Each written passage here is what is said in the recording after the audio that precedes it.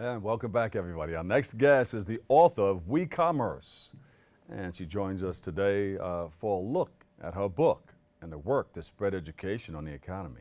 We welcome Billy Howard. Thanks so much for Welcome to the having me, show. Bob. I told you we had a Billy Burdett at WBLS. Yes. Like you're doing the Frankie Crockett. Hopefully I can live up to her. Well, you can, and you are. Good, good. So you have a. What made you want to write this book? Well, post-2008, I really felt that the world had entered this massive period of transformation, perhaps one we haven't seen since the Industrial Revolution. Yeah. And everything changed. You know, there was a loss of confidence in big business, in big government. And in its place, you know, we've started to really trust one another and really look to one another to make a difference and kind of forge a way forward to a better tomorrow. And out of it came this peer-to-peer economy, which has morphed into a variety of iterations. The sharing economy, the collaborative economy are two of the most common names. And I put it together under the banner of WeCommerce to kind of connect all of the dots that are taking place and try to make sense of them. Yeah, we were really tanking around that time. I mean, all businesses, Wall Street was going crazy. Yeah. Everything fell apart, Yeah. and it gave us the opportunity to kind of set a global reset button and kind of begin again and figure out how we were going to do things differently. And WeCommerce is really the idea of all of the different changes that have taken place to kind of guide us towards a more, I guess, positive and profitable path. Yeah. Well, big difference between then and now. Massive difference. I mean, we've seen an enormous change since 2008 through this peer-to-peer economy. You know, businesses are being built around the idea of shared ecosystems where communities, you know, technology providers, platforms, they all work together to create new types of business. Sure.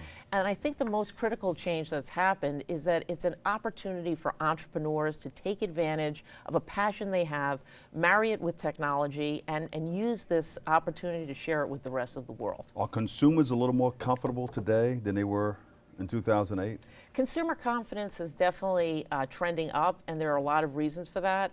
You know, there's still obviously a lot of trepidation around what's going on with the presidential race, but because we're doing things together for one another, you know, on a local scale, on a grand scale, people are really much more in charge of their own destiny and are really, you know, making the critical actions or taking the critical steps to ensure that tomorrow is better than today. What piqued your interest in economics, in the things that you do today? Well, my first job, actually, it happened by chance, but I served as the U.S. press secretary for the president of the Philippines. And it was at a time, you know, Singapore is now one of the most industrialized, innovative countries in the world, but this was about 20 years ago. Yeah. And, you know, democracy had just come to the region.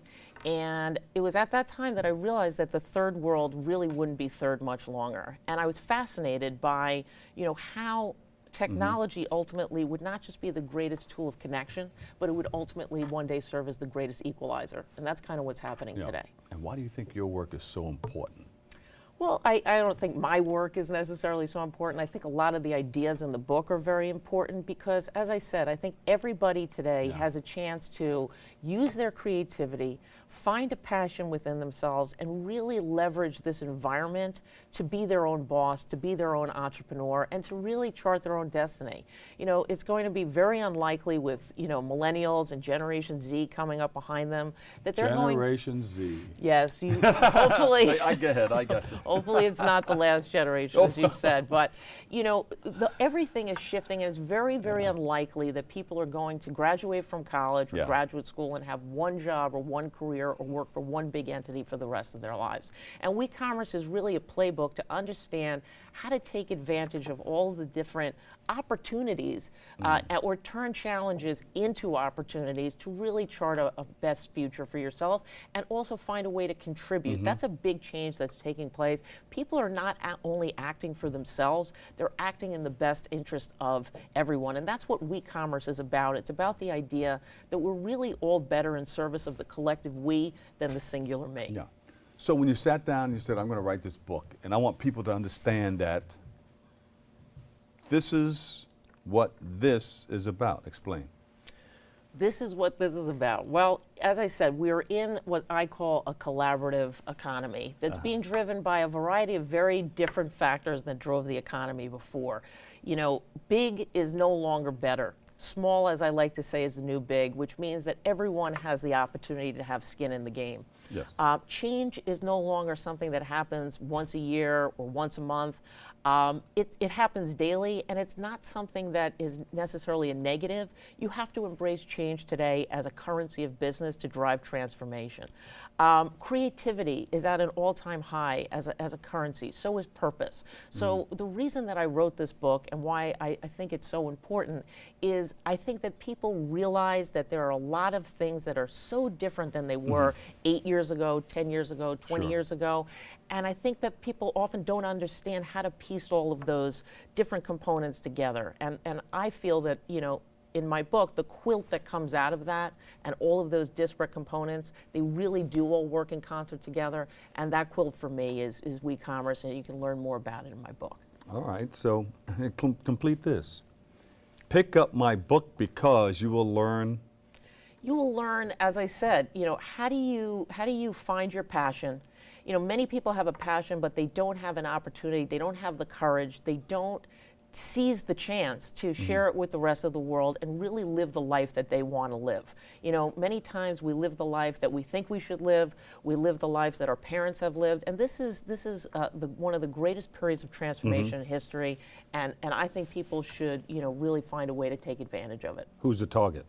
Target can be anyone. I mean, I wrote it for CMOs in Fortune 500 companies, but you know, it's as equally applicable to entrepreneurs of any size. It's applicable to students who are trying to figure out how should they, you know, shape their education. What is their career path going to look like? Because the career path of today looks nothing like the career path of perhaps when you and I had to make those critical choices. So, you know, it's also for baby boomers who are graduating out of their, you know, traditional careers and looking for a second or third, or I like to call encore act. They're encore entrepreneurs.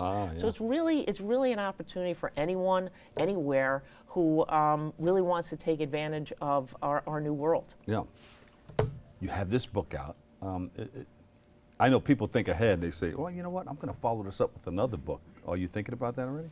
Well, to be honest, I wrote the book, you know, it came out last December, but I sat down to write it 3 years ago, and I'm amazed that what I said 3 years ago is first coming true today. So I'm super excited to see how it continues to play out. And, you know, when the time is right, I'm sure I'll figure out how to tackle what's next. But, you know, I think what's really, really exciting that we've seen in 2016 is that this sharing economy, this age of WeCommerce, is not just for small entrepreneurs. It's for big business. You know, GM investing in a startup like Lyft to reimagine what the future of how we move, you know, what that looks like, is equally as relevant as, you know, a sharing economy platform like TaskRabbit. So I think that shows you the breadth of what this new environment has to offer, and that hopefully anyone can take advantage of it. Ready for some speaking engagements? I'm looking for them. Yes, I would love to continue doing that. We started it, and it's something I'm passionate about as well. How do we reach you? You can reach me on my website, which is branthropology with an IE at the end, .com. I'm Billy at branthropology.com. On Twitter, I'm at mashuptweet. And you can reach me in any of those ways, and I'd love to connect with you. I love it. Give her a big hand, everybody. Billy Howard, author, WeCommerce. Thank you so much. Thanks for having me. All right. We have to take a quick break right here, but stay tuned. We'll be right back with the Music Monday. But first, the 47th Annual African American Day Parade took place, filled with music, food, and more. A lot more. Christina Lane has a story.